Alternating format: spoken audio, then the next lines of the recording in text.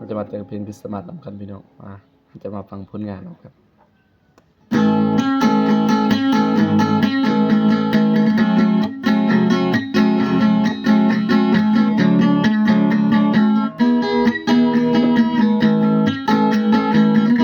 ขอบใจ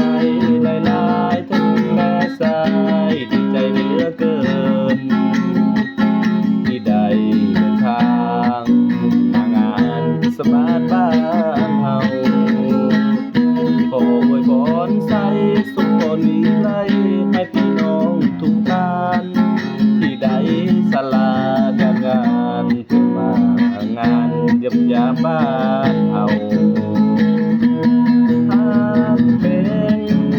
แรงร่วมใจสร้างสรรค์จับมือกันยังบนเส้นทางของพระผู้ไทยดีใจเด้อที่ทั้งเชื่อและไว้วางใจสามัคคีและเอาใจใส่บ่ทอดทิ้งไปให้ผู้ใดหลุดลอย